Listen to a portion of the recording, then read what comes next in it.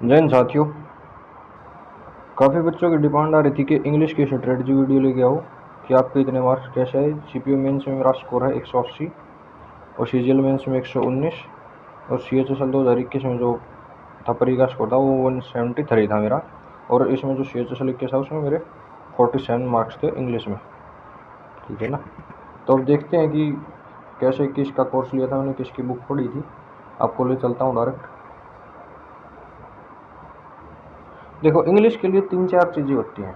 ठीक है ना। मैंने सबसे पहले क्या किया था, एक तो जयदीप सर का कोर्स लिया था। जिस टाइम पे कोविड आया था ना, स्टार्टिंग में काफ़ी पहले जो है ना एक बैच था आया था जयदीप सर का, जिसमें वो बोर्ड पे पढ़ाते थे। उस टाइम तक डिजिटल बोर्ड नहीं था, तब से लिया था। बीच में आया था डिजिटल बोर्ड, उसमें 140-150 के समथिंग क्लास थी। तो जो बैच है वो कंप्लीट किया था मैंने। ठीक है ना। आप आराम से दिन में 2 क्लास आप देख सकते हो आराम से। तो उससे आपकी जो ग्रामर है वो हो जाएगी। उसके बाद सबसे जो मुश्किल चीज़ आती है वो आती है वो कैब के बच्चों के लिए। तो उसका देख लेते हैं कैसे आए। मेरे पास 2 बुक थी, एक पिनेकल की थी, एक ब्लैक बुक थी। तो इनके पढ़ने का तरीका क्या था, मैं आपको सबसे पहले वही बताऊंगा।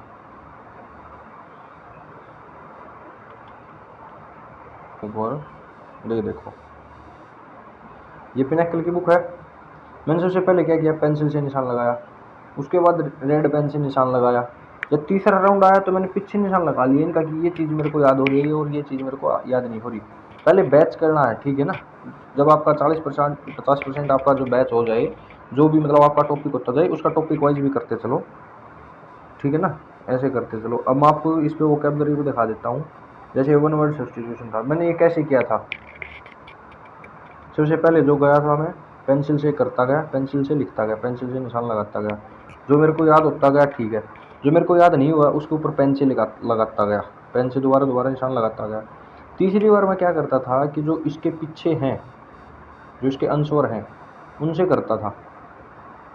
इसमें आंसर में क्या बेनिफिट है, अगर आप स्टार्टिंग से करोगे तो आपको सिर्फ एक वर्ड का पता चलेगा, लेकिन आप आंसर देखोगे तो इसके पीछे पूरी एक्सप्लेनेशन है सभी वर्ड की, जो 4-4 वर्ड हैं। ठीक है ना। जो आपको आसान लगता है उसको आप छोड़ दो। जो आपको ये लगता है कि आप भूल जाओगे या आपको याद नहीं हो रहा, तो उसको सबसे पहले एक पेन से या पेंसिल से आप ना निशान लगा लो। जब तीसरी बार आओगे तो उसको हाईलाइट कर लो कि आपको ये याद नहीं हो रहा। ये देखो मैंने पूरी उस पर कर रखे हैं, 3-3 4-4 बार कर रखे हैं मैंने। ठीक है ना। और जब लास्ट बार जब ये हो जाएगी, 4-5 बार होगी आपकी जो पिनेकल है, 3 बार होगी, 4 बार होगी, तो फिर आप ये देखो कौन सा वर्ड आपको याद नहीं हो रहा या फिर आप जिसको भूल सकते हो एग्जाम के टाइम पे, उसको अलग से नोटबुक में लिख लो। अलग से नोटबुक में लिखोगे और लास्ट का जो एग्जाम के टाइम रह जाए ना, तो 10 से 12 दिन रह जाए, तो वो जो वर्ड हैं उनको रट दो पूरा, उनको बार बार रिविजन करो, तो आपको याद हो जाए। सबसे बेनिफिशियल चीज़ है ये, सबसे ज़्यादा बेनिफिट होगा इस चीज़ से। ये देखो मैंने इसमें भी, ये जैसे ईडीएम फ्रेज है, ईडीएम फ्रेज में फर्स्ट टाइम करता गया पेंसिल से करता गया, सेकंड टाइम अपना पेन से कर लिया, थर्ड टाइम मैंने जो हाईलाइटर है इससे कर लिया कि ये चीज़ मेरे को याद नहीं हो रही। जैसे मैंने फोर्थ टाइम क्या किया था, कोई भी वो याद नहीं हो रहा, तो इसके जो हाईलाइटर के जो पीछे निशान था ना वो लगा दिया। ये देखो, ये हाईलाइटर के पीछे पेन से निशान लगा लिया कि ये फोर्थ टाइम का है मेरा, और जो फिर भी मेरे को याद नहीं है वो मैंने लिख लिया। आपकी पिनेकल हो रही है साथ के साथ। उसके बाद आती है ब्लैक बुक की बारी। ब्लैक बुक में क्या है कि पूरा सब कुछ प्रीवियस ईयर है, कोई भी ऐसी कोई अलग से चीज़ नहीं है। तो आप जिस टाइम पे ब्लैक बुक करोगे और उससे पहले आपने 1-2 बार जो है पिनेकल आप कर लोगे, तो जो ब्लैक बुक के हैं वो मैक्सिमम वर्ड आपको पता चलता जाएगा कि इसका ये यहाँ पर आ रही है, ये आपके दिमाग में आ जाएगा। ठीक है ना। तो आपके लिए वो आसान होता जाएगा और इससे आपका जो है ना जल्दी जल्दी रिविजन होगा।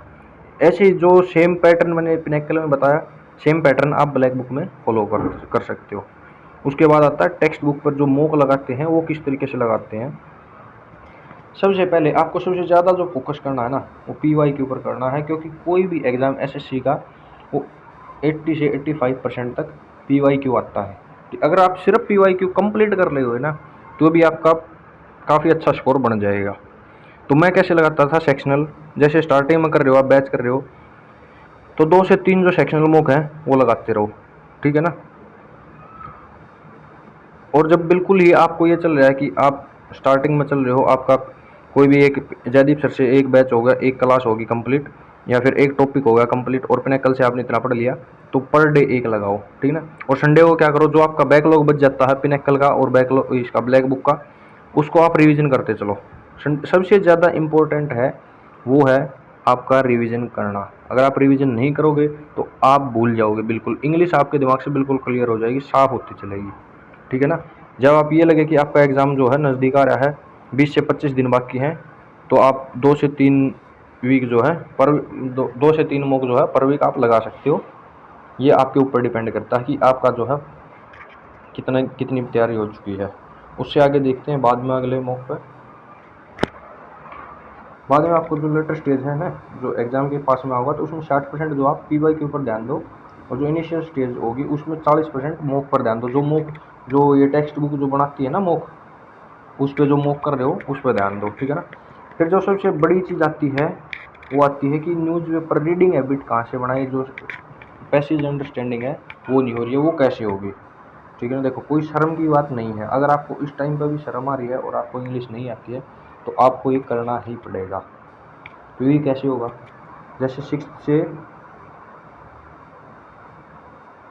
10 तक की इंग्लिश की बुक उठाओ और एक स्टोरी, जो एक लेसन होता है ना, वो पर डे एक लेसन अपना शुरू कर दो।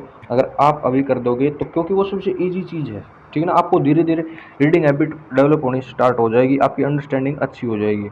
जब आपको ये लगे कि 6 से 10 तक की जो है ना बुक में आपको सही अच्छे से आपको समझ आ रहा है, सब कुछ बढ़िया हो रहा है, तो उसके बाद आप सेकंड स्टेज पर आ जाओगे। तो उसमें क्या करना है, टाइम्स ऑफ इंडिया न्यूज़ जो न्यूज़पेपर है और द ट्रिब्यून न्यूज़पेपर है, इसमें से कोई भी आप एक न्यूज़पेपर, आजकल तो इस पर व्हाट्सएप पर टेलीग्राम पर इनकी PDF भी आ जाती हैं डेली की, इसमें से एडिटोरियल अपना जो है ना करना स्टार्ट कर दो।